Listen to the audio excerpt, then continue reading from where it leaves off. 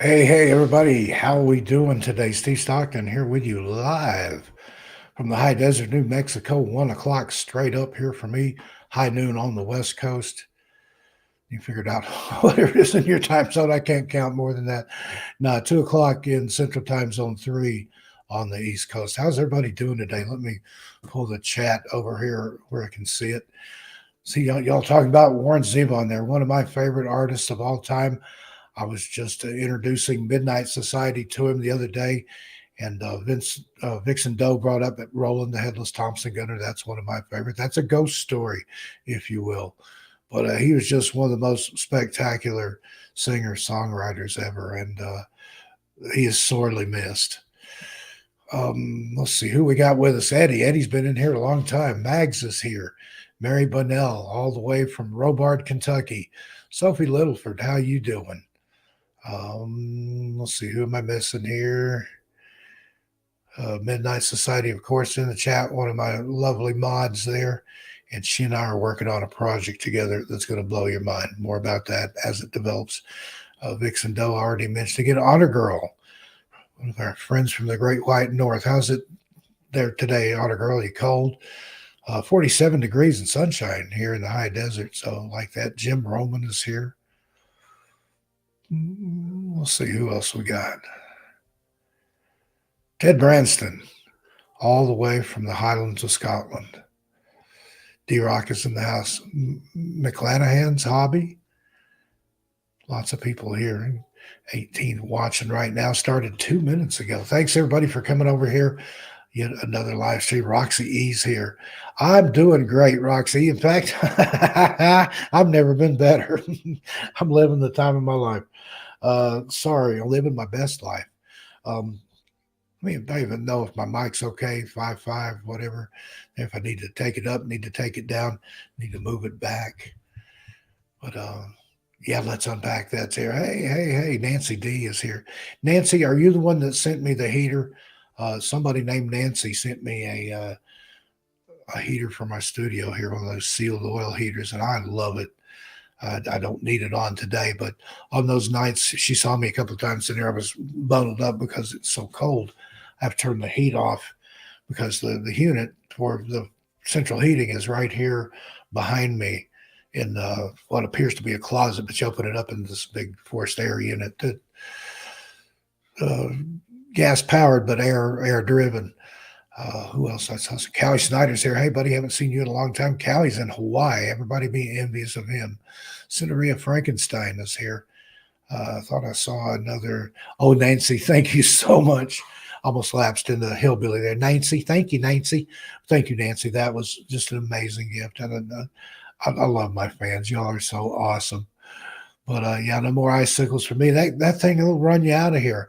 I had it on the other night, and actually I had to step away and walk around. I've got it sitting over here by the light where I've got the light stand set up. I had to walk over there and crank it down a little bit. I wasn't sure, and it does more than its job. But thank you. I was thinking there was somebody else here. Roxy E, thank you for joining the channel. Thin Lizzy Board, and that's who I was looking for. 5 by 5 equals 25. Hear that song? Can't remember the guy. My United States of whatever. He had a song of 5 plus 5 equals 55. Just a silly song. Oh yeah, I know. Lizzie's Minnesotan. It's cold there. 47. It's balmy here today. This is springtime. Now, a few days ago, we had in the minus degrees, -2. Had the strangest thing happen this way. I call it my garden shed, but it's like a temporary thing. It's made out of extruded metal aluminum poles that are powder coated, and it's in the shape of like a little greenhouse, and it has a tarp like material that's stretched over. It's about 14 feet long, about 8 or 10 feet wide, about that high too. Looks like a greenhouse, but it's not see-through. Well, last Friday we had high winds, had the desert winds whipping in off the mesa. 35-mile-an-hour sustained winds, gusts up to 75. Well, the shed disappeared. I went out one morning, it just wasn't there, and we'd had all those high winds. And it wasn't anchored down or anything. It was just like I described it there. And Sandy, when she lived here before, she said it got away. Another time they had a windstorm. they found it down with the ball diamond, which is about 6/10 of a mile away. So her son helps me out here. He still lives up here in Farmington. Well, they moved to Albuquerque. Um, but we checked. I've got privacy fencing all the way around, but we checked on the other side of the fence. It wasn't in any of the neighbors' yards. Uh, it wasn't.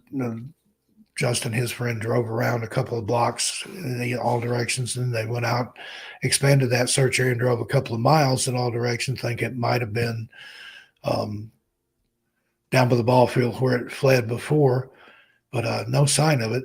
Then yesterday afternoon, I walked outside. It's back, but part of it was caught in a tree. And I was up there looking at it, and there's a little girl that lives directly behind me, little sweet little pumpkin headed thing. She peeks her head over the fence. She says, "Hi." And I said, "Was that in your yard?" She said, "No, mister. It fell from the sky." I'm like, "Fell from the sky?" She said, "Yeah, I watched it." So I had Justin, Sandy's son, come over and help me with it today, move it back. I was caught in a tree. One end of it was caught in a tree. And there was like a half dozen little kids in that yard over there, out there watching us. And they were all talking about how they saw it. It fell from the sky. They said, "We watched it." And Justin said, that was the only place we didn't look for it, was straight up. And Sandy's husband said maybe it was mistaken for a UAP or a Chinese spy balloon, and the Air Force shot it down. And there is a big hole in the top of it that wasn't there before. So I don't know, but it's anomalous because there's no way. I don't see how it ever got out of there, because there's power lines back there, there's trees, and it's a big thing. And but it was gone. Now it's suddenly back. I will have pictures of it. I'm going to hopefully Monday night I'll give those to Cisco Murdoch, and we'll show them on her show. If not, I'll have it the next time I'm live on here on 13 past midnight. But there's a picture of it there before. There's a picture of it not there, and then a picture of it came back, but with one end of it hanging in a tree. So yeah, it was a flying shed. But anyway, that's how my week's going. How's everybody else doing? Good to see everybody. Sashi Bell, fastest mod in the West. Usually all I have to do, I can't even get a link out of my mouth sometimes. And Sashi was just right there with it. Told her she's a reincarnated gunfighter from the Old West. Mazi Paz, I hope I'm saying your name right, is here. Excuse me. Should have muted my mic. Let me do that. I need to clear my throat. And a little bit of coffee to set me right. Now I sound more like Steve Stockton. I've talked on the phone all day today. He said Midnight Society and I are working on a secret project. You're going to really enjoy that when you find out about it. Kevin Clark is here. Okay, I think we'll go ahead and get started here. Now, when I was with the other channel, I'm not over there in anymore. Of course, not associated in any way, shape, or form with that channel. But one of my favorite interviews that I've ever done was with a lady named KayLove. And she's originally from Texas. I think maybe she was living in the Bay Area at the time. She'll confirm that here in a minute. But hey, Rocco, good to see you. Jersey's in the house. But she felt Shasta's call and literally dropped everything, went and bought outdoor gear, camping gear, survival gear, and went and lived on Mount Shasta in a tent for 5 months. That's how strong that place can pull you. I've felt Shasta's pull, not to that degree, but we're going to have her come on and talk about all the things that she experienced on Mount Shasta. Let me go ahead and bring her in here. She's got such a wonderful vibe and such great energy, and I hope you'll enjoy her telling it again, because that video over there, that's gone forever, sadly. But here she is, KayLove. Come on in. How are you doing today? Look at that smile. How's it going, Steve? It's going great, and it's better now that you're here. You're one of those people. Your attitude, your vibe, everything about you is catching, and you hear people say that. Make sure your attitude is worth catching. Yours is, and it's contagious. And Thank you. So now I think you said you're in LA today. How's things there in LA? LA is LA, but it's a really That's about thankful for all you can say. But think you might cut out just a little bit there, but hopefully we won't. Now we had this problem last time, and we talked backstage. Everything's fine, but then we start talking about the spooky stuff or strange stuff or unusual stuff, anomalous stuff, and sometimes there's things that don't want you to talk about that. But we're going to do it anyway. If you would, there just like last time, start wherever you want to start and tell about how you came to find yourself in a tent on Mount Shasta for 5 months. Of course. So basically, so I'm from the Bay Area, California, and I ended up moving to Texas in 2020. And then I got to Texas. I'm like living my life. I was feeling this slight pull to Mount Shasta, which I've known about Mount Shasta since 2015. But I had never actually taken the time to just go there and visit. So I find myself in Texas and I am feeling very called towards the mountain. So I ended up visiting there when I visited my family. I ended up taking a rental car, driving up there with a friend, had an amazing magical experience. And when I got back to Texas, I was like, I'm moving there. And I eventually packed up all my things and drove straight to Mount Shasta, where I then was able to recognize by meeting people. I met an amazing woman who is indigenous to that land, and she was partially the reason why I decided to move. She definitely confirmed for me that I was supposed to be there. But the experience that I thought I would have, right? I thought that I was going to look for a place and just going to move there and, business as usual. And that was not the case. I ended up buying survival gear, like you said, camping gear. And I found a spot through the dispersed camping on the mountain. And I pitched a tent and I stayed there for 5 months. And it was the most beautiful time of my life. I really enjoyed it. And it was very magical and very grounding as far as being connected to the mountain by living there. So it was a beautiful experience with lots of little gems along the way. That's amazing. Now, I've been there several times. I love it. I've got plans to go back. It's one of those places that just it calls you back, and usually it has a reason. I've found that when it's time for you to go back to Shasta, it'll let you know, and then you go back and something happens. I've had different experiences up there. I've seen lights. I've heard things. I didn't stay up on the mountain. I actually last time I was there, I stayed down in McLeod, but with a full view of Shasta.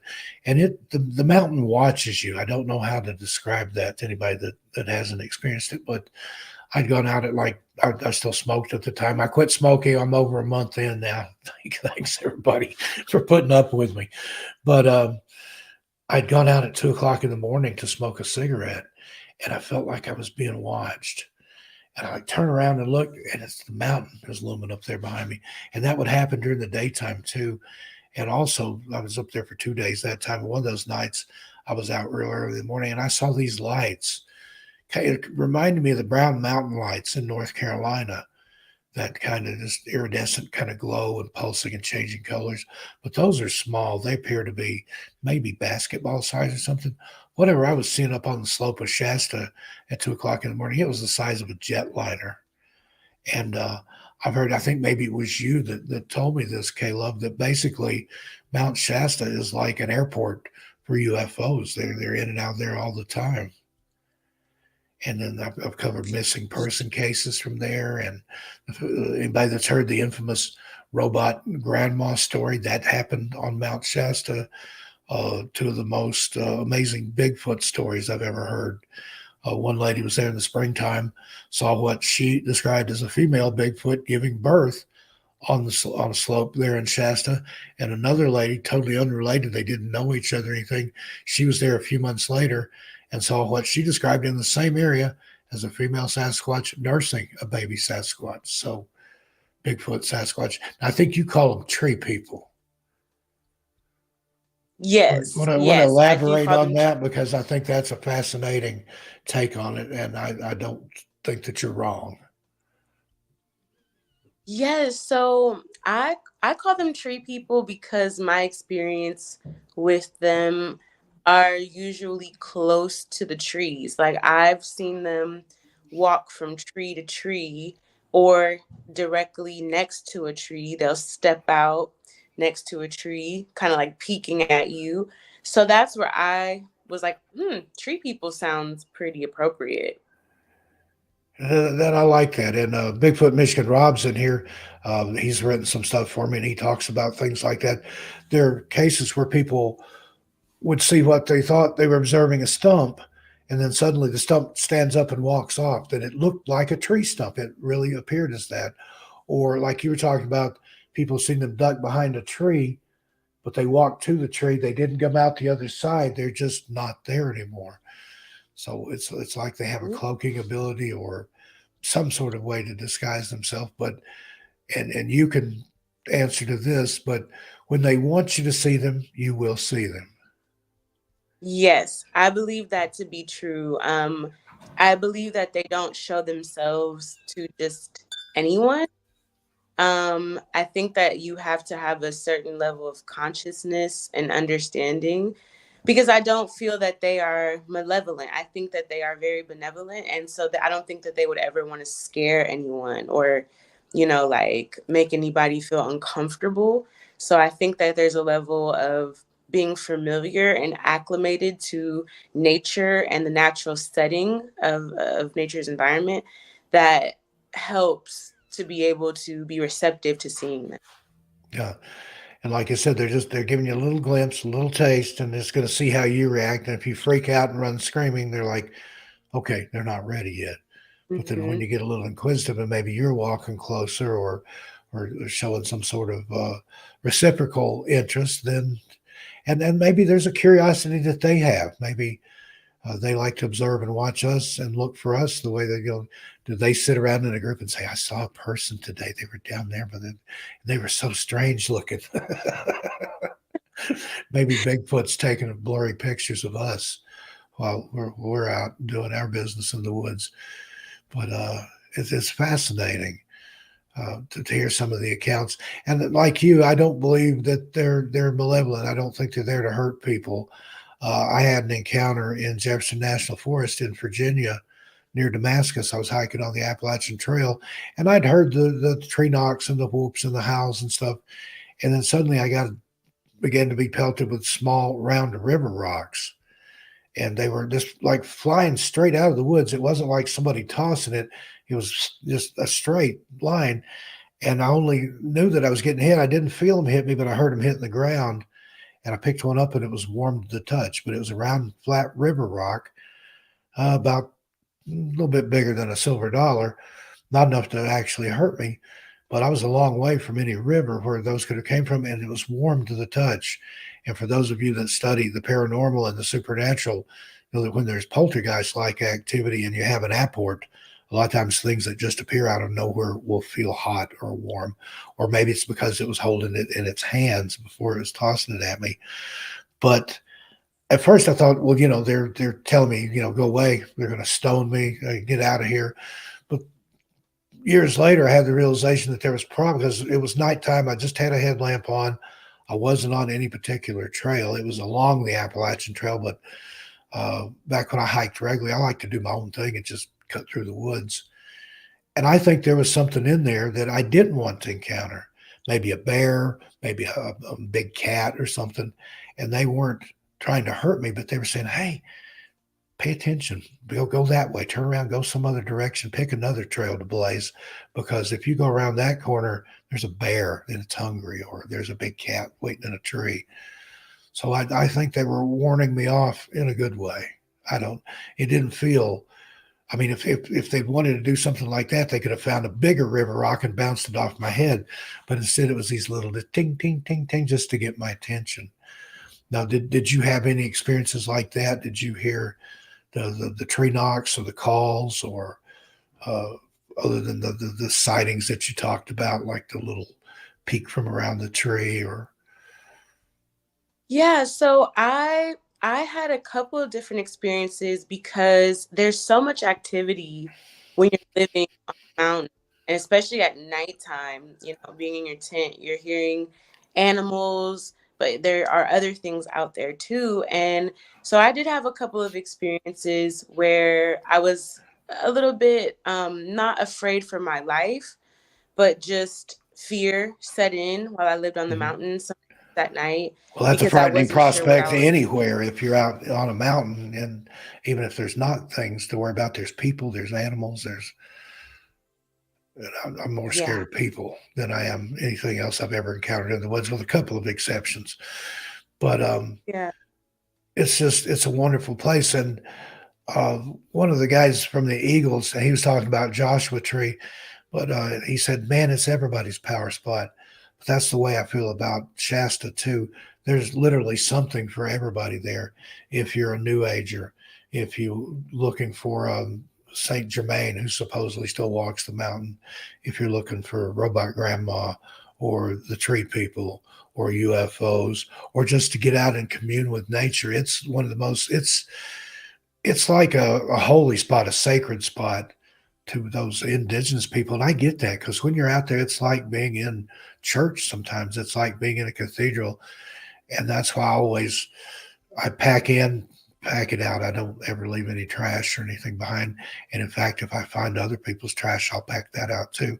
Because you wouldn't go in a church and throw a granola bar wrapper on the floor or toss a beer can under the pew. You're in the church of nature out there, I think. And and if you treat it respectfully, I think it gives you that same respect back. And as far as the people that go missing on Mount Shasta, what's your opinion on that? Do you think there's something there that takes people? Do you think it's pure misadventure or people being ill prepared and ill equipped, maybe overestimating their own abilities? Or were they disrespecting nature and got taught a lesson? I think that it could be all of the above. Honestly, there's a myriad of Good answer. yeah, there's a myriad of things, but I also feel as though there are very intentional ways that people go missing, and that can happen through different ways. I do believe that there is an underground city in Mount Shasta, and that people do get invited to go there. Now, is everybody who goes missing in the underground city? Probably not.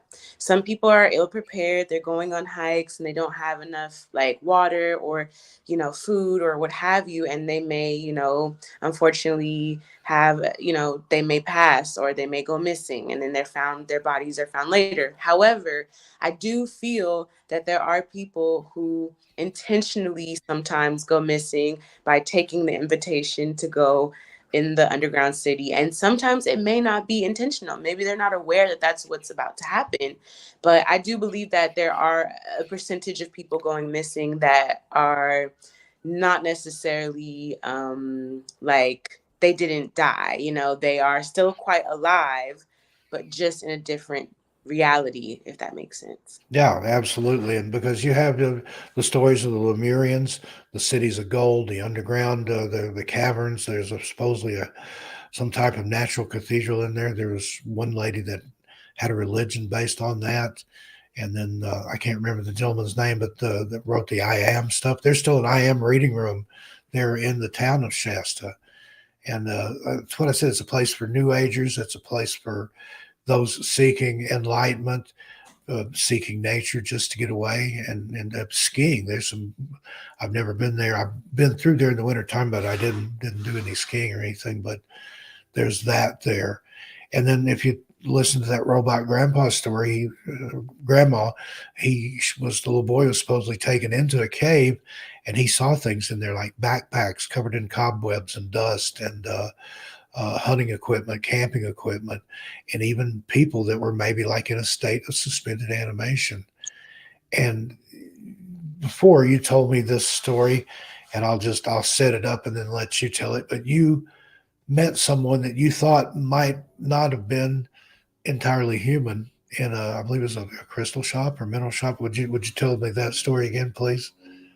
Yes, of course. So there is a very popular crystal store smack dab in the middle of the town. It's called Soul Connections, and a lot of people go there to get their crystals and things like that.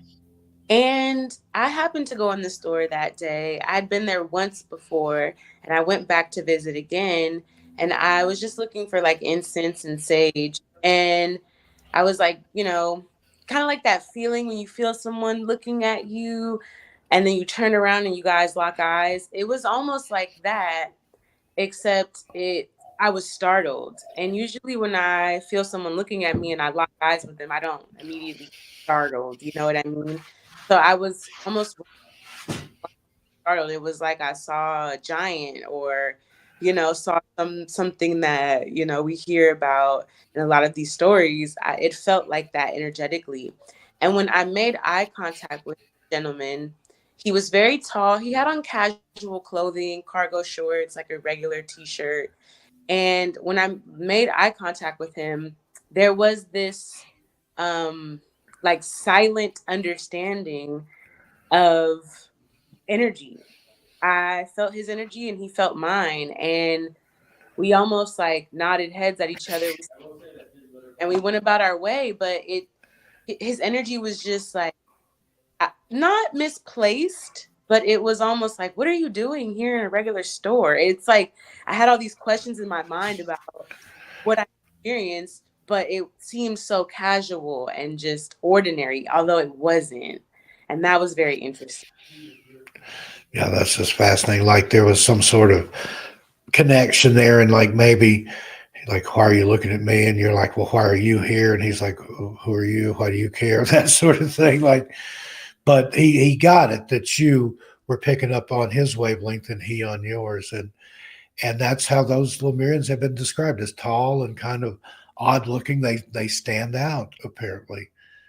And again, I'm not going to say that they are, there aren't, but I've heard too much evidence to that they do exist, and the writings and stuff. And again, there's everything in that little town. I've been to Soul Connections. There's another couple of little shops that I like to go to. There's so the I Am Reading Room is there, and some other New Age places. And then there's just like the regular, like the hippie bohemian mountain type places. There's a great little uh, general store there, a grocery store, if you want to call it that. It's a fun place. And again, there, you never know what you're going to run into. The last time I was there, it had snowed a little bit the night before, or even down in McLeod. And when I went out the next morning, there was bear tracks that came right up to the cabin door. And was Shasta View Lodge is the name of the place. And there's, I think, 8 cabins or so there. None of the rest of them are occupied. We were the only ones there. There's not even any caretakers. In the off season, they come through like after you leave and clean it up.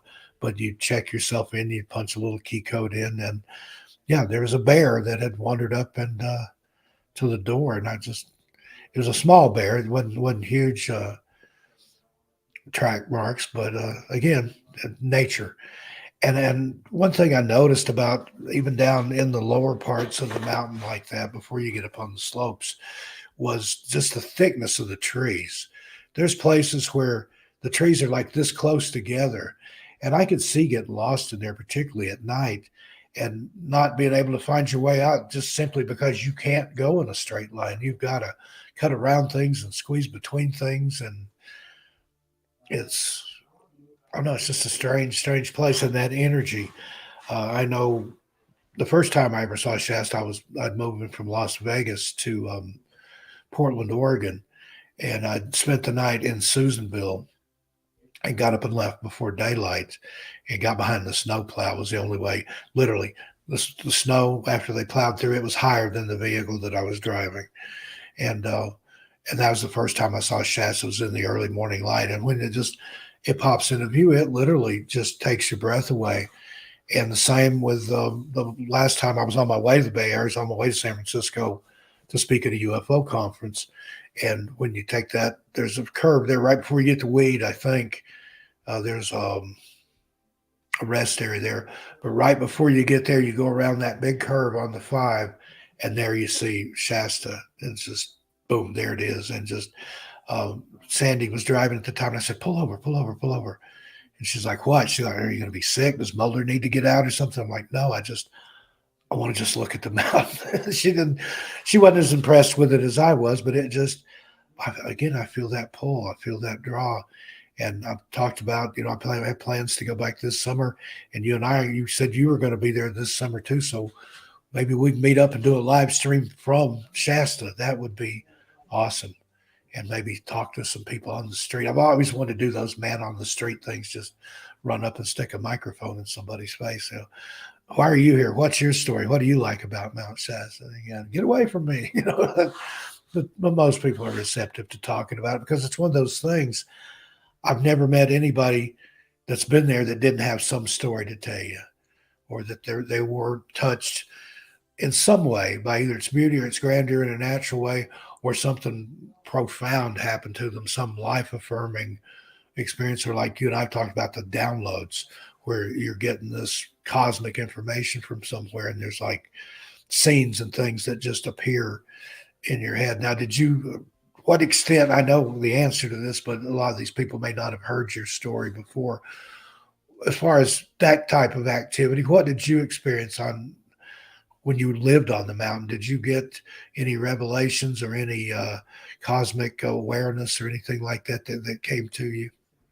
Yes, I had several times where I felt just very connected and very like tuned in to not only the mountain, but to just the energy around. There were several different experiences as far as downloads that I got. Um, there were a lot of things that I kind of questioned because sometimes you have like an internal dialogue with yourself, like about your environment, what you're feeling. And this was not that. This was very much so an energy. It almost felt telepathic, but it was an energy several times where I felt like I was being watched, but like watched over in a good way. And then there were times where I felt direct contact. Like, I don't know how to describe it, just a sense of family, support, Mm-hmm. like cosmic love. Yep. And the feeling of like we're here, we're available to you, we would like to connect to you, and just that kind of interpersonal experience. So I definitely got a lot of downloads, and even the experience that I shared with you about seeing the ship land like half a mile in front of me. That was very, very, very interesting. That's a nice segue there. We didn't set that up, but that's what I was going to ask you next. You and I have that connection sometimes. We sort of connect with each other on that level. But go ahead and, if you would, please, and share that experience of I don't know if you want to call it a UFO or a craft or I think you referred to it as a ship. So tell us your story about that, please. Of course. So I was also able to go back and check the exact date. So this happened on September 6th. And it was like 11 p.m. at night. This was right after the lightning fire. So everybody was kicked off of the mountain just because, they didn't want anybody starting any more fires. So I ended up like having to kind of camp out in my car at the base of the mountain in this park called Shastis. It wasn't Shasta Park, it was Shastis Park. And I was faced towards the baseball field of the park. Behind the baseball fields is a wooded area, and they have different trails, things like that. But my car was parked towards the baseball field, and I was just on the phone with a friend, and we were, just chatting, talking about just regular business things. And out of nowhere, I mean, I didn't see this coming at all, even though I'm aware, like I'm in Mount Shasta, anything is capable of happening. But out of nowhere, I see this huge, like turquoise blue light come out of the sky. And it wasn't like a tiny dot in the sky that moves a little bit and then moves. No, it was like a huge light. I don't really know what I can compare it to, but it was like maybe 10 times the size of a regular shooting star. And at first, I thought it was a meteor or like a meteorite. I was just like, oh goodness, there's a meteorite in the sky. And I was freaking out. I was like, oh my goodness, what is this? Like, I don't understand what this is.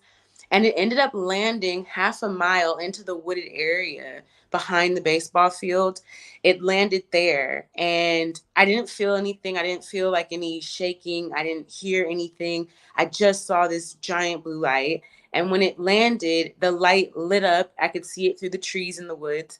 And then the light turned off, and it was sitting there. I could feel that it was sitting there in the woods. So I like had to take a moment to assess my own like psyche and assess my mental, like what's going on. Did I really see that, and then I kind of like realized, like, yeah, I did in fact see a ship land, and it was the most indescribable feeling to see that. And then a part of that story also is that I ended up getting outside of my car, and I ended up going towards the ship, towards the craft. I have some friends who are really, really like UFOologists. Like they are super like into it, and they know different, like what the different lights, the colors mean, what race of beings, based on the color of the ship or the colors that you see. So I ended up calling them up on Facebook Messenger because they're in Australia. And I told my friend, I said, hey, there's been a landing. The eagle has landed, so to speak. And I kind of described everything I saw, and he goes, well, that's your star family, right? And I'm like, okay. He's like, I'm pretty sure they want to meet you. You should get out of your car and you should go and see them. Hello.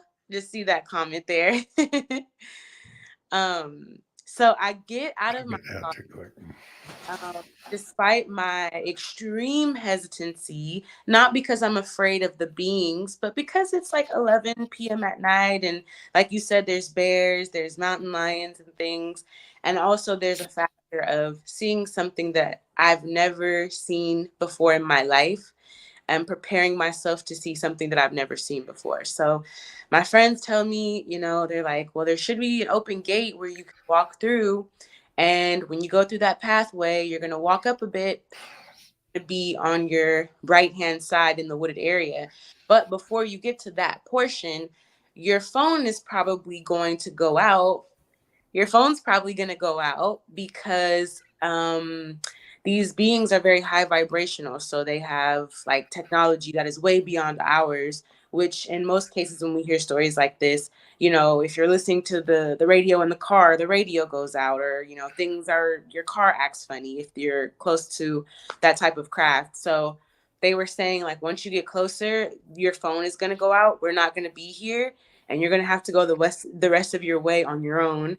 And I got about halfway down the trail, and I was not prepared to see something that I haven't seen before. As much as I really wanted to, there was a level of fear, and it wasn't for the beings. It was just my own mind being afraid of what is possible, what is actually out there.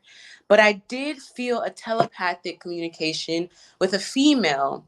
Well, she seemed to be female, and I felt this energy that was kind of telling me it's okay. You don't have to go further than you're comfortable with.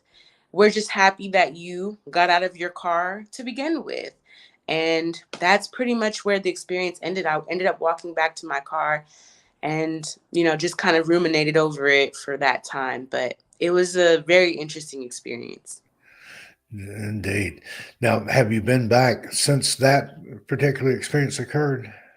No, I haven't been back to Mount Shasta since then. After that situation, I continued to live in Mount Shasta, but I haven't revisited that specific, just Mount Shasta in general. I haven't revisited since. No. Space Shih Tzu there. Good to see us. A lot of people saying hi here. Now, do you think that perhaps if you do go back this summer, that there might be a continuation of that? Do you feel like in yourself that it's something that they might connect with you again and say, okay, you got halfway that time, let's try 3/4 of the way this time, or see if you're more ready now than you were then. If you've changed enough that you can accept this and for what it is. And did you get that feeling maybe that's why you feel compelled to go back? That you still have these lessons to be learned, if you will, or things that are taught to you or are sent to you? Yes, I do feel as though there is a long standing connection that I have with the mountain itself that won't, like, it's almost like a connection that you can't run away from, you can't break. You know, no matter how far you go, there will always be that connection. And I do feel as though there is a like a pull. It's not as strong as the one that I had like the first time, but there is a pull to come back to kind of, like, again, like you said, what I've learned, reviewing that and being more open to it. And yes, I do feel like I am going to go back. And I think I told you I had a dream that I ended up going back, and I saw myself like camping, and I think it was you that I was with. And I saw, It wouldn't surprise me because, like I said, we planned independently one another to be there about the same time this summer. So if it works out, maybe we'll do a live. Maybe we'll have a meet and greet. There's a good pizza place there. It's in McLeod, in an old barn. Do you know the place I'm talking about? Were you ever in McLeod? I'm not quite sure. I've been to McLeod, but I haven't been to a pizza place. I've been to a burger place in McLeod, but I Yeah. haven't. Yeah, this is in, it looks like an old barn, and I think that's the name of it, the Old Red Barn or something. They have live music and things there. They have some incredible pizza. I think that's all they have on the menu is pizza. But they're also near there. There's the falls, and I want to go to the falls there at McLeod. Now, do you know any of the stories or legends about that area? McLeod, I actually haven't gotten to explore. I know about Lake McLeod, but I haven't gotten to explore it in that way. I just know when I go there, I feel that same connectedness. I feel that same like warmth, but it's not something that I've like looked into physically, like researched or anything. But I would love to go back and get deeper into that. Yeah. Yeah, there's a triple waterfall there in McLeod. I can't remember the name of it, but the top one you can drive to, the bottom one you can drive close to, but to get to the middle one, you have to hike to get up there to where it is. And that's the magical one. Apparently, that's where the people have had Fey encounters. People have seen other things up there, had what they described as spiritual encounters. And then on the older part of McLeod, I think headed toward Muir, there's a place there that's supposedly haunted, like a little ghost town part of it. But again, it's one of those places. There's something for everybody there, whether you're seeking enlightenment or nature or the Lemurians or just want to go skiing and have a good time. It's a wonderful, wonderful place. And I met a gentleman when I was there. He's a member of the Modoc tribe, Bravehorn. I don't think he's in the chat here, but he'll probably go back and watch the replay. And he was living in McLeod at the time I met him. We exchanged traditional native gifts and stuff. I gave him some tobacco, and he gave me a pin, a military pin that he had earned when he was in the service. And just he was really, really wonderful person. And he considers himself a guardian of the mountain because he said that it's kind of like other parts of Northern California where there are some off-grid people there that don't have anybody's interest in mind other than themselves, and they cook things and grow things. I won't go into all that here, but they do things they're not supposed to do, things that are frowned on. And he kind of keeps those people chased out of Shasta. So he walks the mountain, and he said that he was called to do that. Like the mountain literally told him, "I want you to walk these trails. I want you to walk through these woods. And if you see anybody doing something, tell them to get out of here. You know, you're like my sergeant at arms or the bouncer." And he takes that seriously. And he's begged me to move up there. So that he's emails me properties that he finds in McLeod and stuff. I don't think I would enjoy the winters up there. The older I get, the less I like cold weather, which is just the opposite. I used to love cold weather camping and wake up in the Smoky Mountains with a foot of fresh snow, maybe falling around my tent. But now it's like, no. But I think we need to go there. I think anybody, if you feel a need to go to Shasta, let's see what we can organize and have some sort of group meeting there with anybody that's in driving distance. Or I know I have a lot of listeners that are in Northern California and in LA and in the different the San Fernando Valley and the San Gabriel Valley and some of those places out there, and even the Bay Area, parts of Southern Oregon. It's centrally located right there if you're close to that area. Probably from San Jose, Stockton, that area up to there, San Francisco, and then beyond, and then from Oregon, say for Crater Lake, and that's a strange place too. Have you ever been to Crater Lake? No, I've passed by it. I've visited Oregon, so I've passed by it like on the freeway on the 5, like going deeper into Oregon or going more up north towards Oregon. Yeah, I've been stopped to visit that place. That's another one I have on my bucket yeah. list. There's a power spot there, and then what they call the Oregon Vortex is near there too. And for people that plot those out, sort of like the ley lines that you have in the UK, they can plot from Shasta to Crater Lake to the Vortex to on up, and that's the 101, which that's one of my favorite highways. That's the Redwood Highway and the Sasquatch Highway, and again, that's where it goes through Northern California. There's a lot of bad stuff that goes on up there too, but you just kind of have to take the good with the bad. But when I came back from San Francisco, we went over and hit, I think around Eureka or somewhere like that, and got on the 101 and just went all the way. You can go all the way up into, I think, Washington, maybe into Canada along the 101. But I've traveled on it a long way, and there's just a lot of magical stuff on the 101. The tree that you can drive through, the chandelier tree, this giant sequoia there. I got to see that. There's a place there where it's just in the field off the side of the road. There's a golden toilet, and that's a memorial to a guy that had a hobby shop on the other side of the road. He was changing out his plumbing, and one day he just told his wife, "So I'm going to put this toilet in the field across the street or the road and see if people will stop and ask about it." And sure enough, they did, and it became a memorial to him after he passed. And on the side of his hobby shop there, and I'll probably get the quote wrong, but it was like, "Take a little bit of the magic with you." And that would be my saying to people that are in that area, that if you're in Northern California, if you're in Shasta, that area, take a little bit of that with you, absorb as much of it as you can, because it's good stuff. It's like the fairy dust or whatever you want to call it, the sparkles will rub off on you there. Have you ever thought about going back for an extended time like that, another several month tour of duty, if you will, on the mountain? I have thought about being there for an extended time because I really do love Mount Shasta and that whole area, that region, even like Humboldt County and the coast of California. I have thought about that. I just know innately and intuitively that it's going to be different. I think that the first experience I had there was like an initiation for Yeah, me to really understand how to live with the mountain and the different various things that you're going to encounter physically, mentally, spiritually, right? So I do feel like I will go back there. It's just going to be a different experience. It won't be as the same as me being initiated the way that I was the first time. But I yeah. am open to it. Tiger Lily, she's down. I hope you're feeling well, Tiger Lily. Send love and light and healing to her.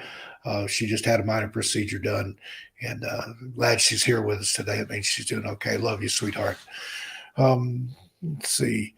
And anybody have any questions in the chat that you'd like to pose to KayLove here? We'll put her on the hot seat and grill her just a little bit, but be friendly and be respectful, because you can tell she takes this seriously. She's not kidding around. She's not just making stories up. She felt what she felt. She experienced what she felt, and her experiences are her own. But if you have any questions you'd like to pose to there, feel free, and I'll just continue to ramble on here and see if we get any. But that's one of the things I'm hesitant to go back again, because, like you said, sometimes it doesn't seem as magical the second time. It's like your first trip to Disneyland or wherever. That first time, it's just like, oh my God, I'm here, and all this, and then you go back and it's like there's things you want to see and do again, but it's just kind of like Okay, it's just I'm sorry to be fickle that way, and it's harder to be that way with nature, but I think you can get. It's like filling up your gas tank. You can only put so much fuel in there, and there are places like that. I think where you commune with nature or whatever's there that you're topped up as far as you can top up, and until you go and spread that around and use push some of that back out, it will only let you top up so far. It's like you don't need any more. You go spread some of that, then you can come back and we'll talk about more. Simon Dogface here says he didn't have a question, but he just wants to say cheers to you, KayLove, for coming on. Thank And you. I wasn't going to dox you so much there, Tiger Lily, but it was indeed soldiers. Well, I'll get it out in a minute. Shoulder surgery. That's a tongue twister. Soldier surgery, shoulder surgery. But I hope you're recuperating well and they gave you some good medicine. And Radio Vault's here. Good to see you too. Is there anything that I haven't asked the right questions? Anything that you have a burning desire or need to say? Hey, you didn't ask me about this time, and I want to talk about this, Steve Stockton. What's wrong with you? I really like to explore Lake McCloud because I've been there and it is magical. The waters are like crystal blue, like the bluest waters I've ever seen. And I went there while I was staying in the mountain. I traveled there for like a couple times. And I went swimming there, and it was like a very eerie feeling. It was great. It was beautiful, but it felt very magical. Like there's something going on in the water or around that area. So I don't have a burning question to ask or to go deeper into, but I definitely would like to experience and explore Lake McCloud and around that area, and then And I agree. That whole area, literally from Weed on down, Muir and those places up there, that's named after the famous naturalist. I can't think of what his first name is. is it John? I think I want to say John Muir, but also I used to be a semi-pro skateboarder back in the '70s, and I hung out with the Muir brothers, and they were Jim and Mike, and one of them went on to form Suicidal Tendencies, a band, and that's the only reason I'm saying that word. It was the name of a band, YouTube. But anyway, and I get my Muirs mixed up sometimes. So maybe it was what did you say, Jim Muir or James Muir? But he John, was John Muir. yeah. He was a great naturalist, and he wrote extensively about that area and just some of the natural wonders and things in there. And it's a great place for that. I mean, like the skiing and everything. And yeah, Eddie said he's been to Weed. As I was leaving the rest stop there in Weed, there was a truck full of I think it was hay or alfalfa or something going by, and they had just harvested, so that it looked green. And I sent my daughter a picture, and I said, "See this? This is why they call it weed." And she's like, "You're kidding me?" And I said, "Yeah, I am." But now there are some places in Humboldt County where it wouldn't surprise me if they don't harvest things by the bale. But I think that's legal now there, the way they do it. Now, there's some people that do it illegally, I'm sure, but the cannabis industry, that's a big deal in Humboldt, California. Humboldt County, and that area needs that. It's economically depressed. The crime rate's high there, and a lot of bad things go down. And a lot of people go missing there, and I don't think those cases are that they were taken into the mountains or whatever got them. I think that's just human predation there. That's unfortunate, but it is what it is, I guess. Um, the Radio Vault wrote me a really good script that I haven't recorded yet about Humboldt County, and I've got to edit that one carefully because there's some things that YouTube probably doesn't like us to talk about on there. But I had a good experience there. I remember came around a curve and here's this little thing on the side of the road. It was called The Legend of Bigfoot, and I thought it was like a museum or something. I'm like, I said, but it's like a big gift shop. But I've got T-shirts from there and stuff, and it's just everybody in that whole area. The people that I met anyway, they were just so opening and so welcoming. And it reminded me a lot of the people that live in the mountains of East Tennessee. And again, there's some places up there you don't want to get caught after dark. That Steve Earle song, Copperhead Road, that's based on a true story. I lived in Johnson County where that road actually is. They had to change the name of it because people kept stealing the sign. But there's people that, regardless of what you're doing or not doing, they want to know why you're there. If you're not, they know who lives there and who doesn't. But again, I had a wonderful experience. I love San Francisco. I love the Bay Area. Made a couple of trips across the Golden Gate Bridge and the Bay Bridge. Got to see Berkeley and things. And it surprised me. This was in, I don't remember when was that. I want to say March, the end of March or something. But it gets cold there, even in the summertime at night. Mark Twain famously said, the coldest winter I ever spent was summer in San Francisco. That was another time when I was there. Now that was in the summertime. I had to buy a hoodie. I'm thinking it's California. It's summertime. I've got my shorts, my t-shirts. I'm good. No, that fog rolls in off the bay. And have you ever been to Alcatraz? I haven't been to Alcatraz. I've been to Treasure Island though, but I Yeah. haven't been to Alcatraz. I want to go to Alcatraz because I was looking at it from there's a little observation deck there at one end of the Bay Bridge. Got pictures of me and Mulder there on the no, that's the Golden Gate Bridge. Got me and Mulder, pictures of me and Mulder there. But when you look at it, it doesn't look that big. It's not that big a deal. And then I looked down right below us. There was some people in kayaks, and they looked like ants. So when you consider how far away Alcatraz was and how tiny these people that were just down there were, that place is huge. And I think they have it now to where you can stay overnight in it. Now, do you have any interest in anything like that in the supernatural, paranormal, ghosts, spirits, that sort of woo woo, as they call it?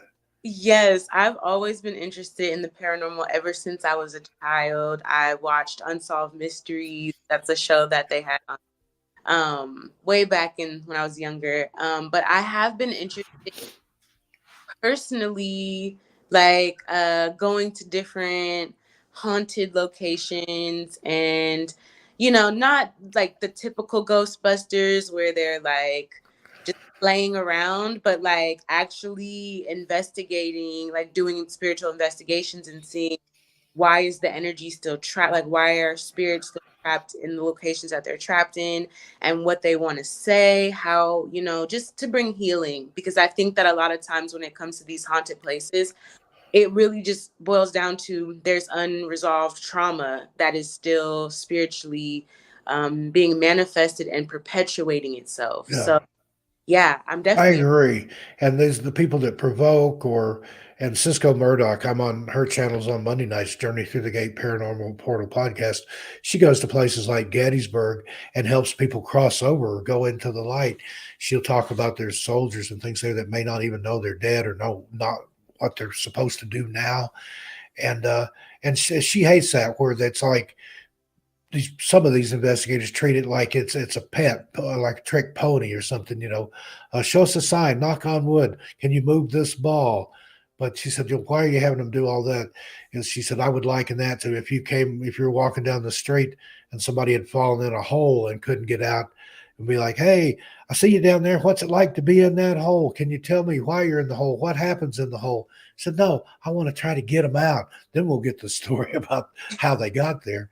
And she's the same way with spirits and things. She's like, I want them to go where they need to go, to where they'll be at peace. And I think that's an avocation. That's a wonderful thing. But again, to each their own. I don't shade or shame anybody, but I don't believe in the provoking and some of that. That's, you may be letting a genie out of a bottle that you don't want out, and it's like trying to put toothpaste back in the tube. Once it's out, it's out.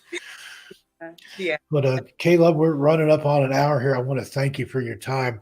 I know you've got more plans there and things to do in LA before you head back to Texas. But stay in touch. And she is one of these people, wonderful people that will just message me sometimes. Hey, how you doing? I was thinking about you. I wanted to see how you were. And through this other ordeal that I've gone through, that I'm so happy to have everything behind me now, be moving on, bigger, better, faster, more. And but she's been in my corner the whole time and told me, you got this. The universe is on your side, Steve. You just you stand up for yourself and you do what you know is right, and you can't go wrong. So I want to thank you for the confidence and stuff that you've instilled in me to do what I knew was right in the first place. And again, you're a good friend. Thank you. And Thank you so much. the namaste, indeed. But you're welcome to come back on anytime and talk about anything you want on this channel or over on 13 Past Midnight, my other channel over there, we do more supernatural UFO stuff. We had a gentleman named Marquise come on the other night that he was very well articulate, very well versed in all this UFO stuff. It was fascinating. And we had Chris Holm come on. He's an experience. I think he's an actual abductee, but I love hearing those people's stories. It fascinates me. And I'll touch on that just before we go. Do you feel like you've ever been abducted? Have you ever experienced any missing time, or do you have memories of a place that you remember that you've never been to? So I have, but it hasn't in the way of like consciously knowing that I was gone or that something happened. It was around the same time actually that, and I also want to say thank you, Steve. Thank you so much. And I appreciate and listen. You're one of my favorite people to just sit and talk to about stuff like this because you get it, you understand. Now, there's a few of us in this chat, but it's not something you can just sit and talk with anybody about because they look at you like you've got three heads or you drank your lunch or you've got mental illness or something. But Yeah. those that know, it's real. It's as real as I'm sitting here. I know what I've seen. I know what I've felt. I know what I've heard. And nobody will ever convince me otherwise. And I know you're the same way. Yeah, I am exactly the same way that I do question myself sometimes, but I have very specific things that I've documented to reinforce that indeed happened to me. And going back to the experience of feeling abducted or taken, I felt that way around the time that I had the experience that I shared with you. There was a time right before I actually saw the UFO landing. There was a time where I was camping out in my car and I was asleep, but I felt awake in this dream state. And in this dream state, me and my entire car were taken up because I looked out of the windows in this dream state. I looked out of the windows and there was nothing but the sky. I didn't see any ground underneath my car. And it felt very real, although it was a dream, I suppose, but it felt very real and it felt like I was being taken up. And then it's like I crashed back down into my body and into the physical reality. And I woke up and I was like, whoa, that was weird. Like I felt Yeah. like in the process of being taken up. And also, Thin Lizzy Board. And Lizzie, I wasn't trying to exclude you. I figured everybody knew you anyway. But the people that don't know Thin Lizzy, she joins me over on 13 Past Midnight. She reads oracle cards and tarot cards and things like that over there. She is a ufologist extraordinaire. She used to be with Spaced Out Radio, a weekend report over there. She knows her UFO stuff. So, and again, all these people here that have channels, including Thin Lizzy, if you go to the homepage of this channel and look at the channels that I say my friends, she's in there. Radio Vault's in there. Lee from First Floor Audio, Arctic Fox, True Crime, all these people that I consider my friends and my allies. I put links to their channels up there. So go and check them out and subscribe. Share the love. That's what we're here for. It's not about, people fighting over this little bit of information or doing exclusives. And like, I mean, if KayLove went on somebody else's channel and told her stories and stuff, I'm not going to get mad about that. That ain't what it's about, as they say down south. My hillbilly's slipping out there, but it's stuff that we're supposed to spread, stuff that we're supposed to talk about. And I think, like, I had Annie on last night that gave her story about she had some missing time. She actually had either removed or jumped out of her boots. She was so scared. And you could hear the fear and things in her voice. Anybody that didn't listen to that video that I played last night, go back and listen to that. That story is frightening, and consider she was like 13 years old. But again, that emboldens people. She said she didn't talk about that for years. And just the fact that I can offer her a platform, come tell your story. And I mean, there's a part of me that feels bad because there's a PTSD associated with that. And you could hear in her voice where she was reliving that over and over and over and having the missing time and not knowing what happened to this day there. But I like providing a platform for people to come and share.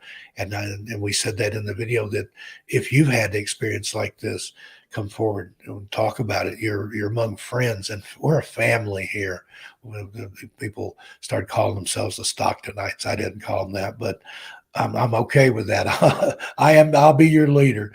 So, but we're all family here, and again, KayLove, thank you so much for taking the time to be here with us. And I know you've got all kinds of fun things planned there in LA. You're trying to have dinner last night, and I'm sending you links and stuff. And like, here, this is this. And but I felt bad about that. But I hope you enjoy your time there. And I'll probably be seeing you in Texas if you're there in September. I've been invited to a cryptid conference there. I haven't worked out all the details yet, but I've been asked to speak at it Labor Day weekend. Those of you that know what I'm talking about know what I'm talking about. But I'll probably be in Fort Worth over Labor Day weekend. So, KayLove, if you'd like to come up and join us there for that conference and to hear me speak, I'll be selling books and signing them and things. And hopefully the project that Midnight Society and I are working on, that'll be finished, and you'll be able to know more about that at that time. Again, it's a secret. Y'all are in on the secret. But again, thank you. Thank all my audience, all my people that are here that have followed me over from the other place. Thank you for joining me here. This is me. This is my missing person channel now. I'm going to do things the way I want to do it. The only people I answer to are you and my audience and my guests and the families of the missing and the missing people themselves. And I'll continue to say it until I can't say it anymore. But if I can bring one person home or give one family closure, then I'm doing what's been laid on my heart to do. It's not about the things that other people make it about sometime. And I can't say a lot right now, and I'm sure y'all understand, but I'm doing what I'm supposed to be doing. How many people can say that? Thank you for the double thumbs up. We're going to get out of here, but watch for more great content coming soon. I'll probably do something tonight over on 13 past midnight if it's just even the LibriVox recordings. I play those. People sit in there, the insomniacs, the people with the chronic pain sufferers, they listen to those recordings, ghost stories and stuff like that, fiction, but they sit and they talk in the chat and they interact. And it's, again, it's part of family. We've got a Discord now. If one of you mods, if you've got I don't know if that one's up there, is a 13 past midnight Discord, and I think it's just a Stocktonites. I'm not sure. I don't understand all that. And yeah, we're all going to go over to Lee's in 2 hours. He's going to be doing cover songs and other music over there tonight. And then Tuesday, I'll be back on him for a Night Writer. That's with a W. He's writing a whole album of music for 13 past midnight. And it is awesome. And I'm sitting there observing and giving input into the creative process. And it's amazing. And thank you there, sweetheart. She said she loves the mission. But it's a mission. I have a purpose. I have a higher calling that's telling me this is what you need to be doing.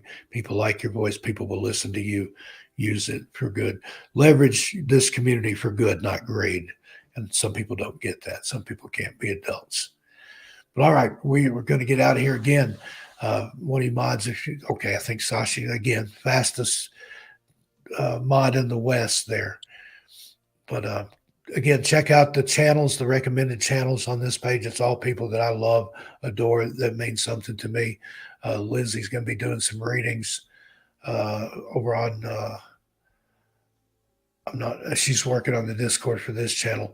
Now, I'm not sure where she's going to do those readings. It'll be on 13 past midnight or on her channel, which, please, you can find that in the recommended channels here, along with all the other ones I've just mentioned.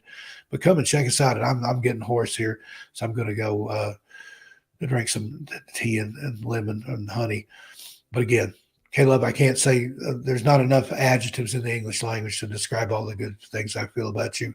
And just that energy that I got for you, because there are some times when I was feeling pretty low, and you're like, no, Steve, you got this. That's the universe is telling you this is how it's going to be, and just accept it and go with it. Take that leap of faith. Here I am. All right, folks, I am out of here. Thanks once again. Everybody have a great day, good morning, good evening, good whatever it is, wherever you are. KayLove, and I'll see you a little farther on down the trail. Don't forget to tell your animals Steve says hi. Give them a pat, a hug, and a treat. And then that's from me. Good night, everybody. We'll see you soon.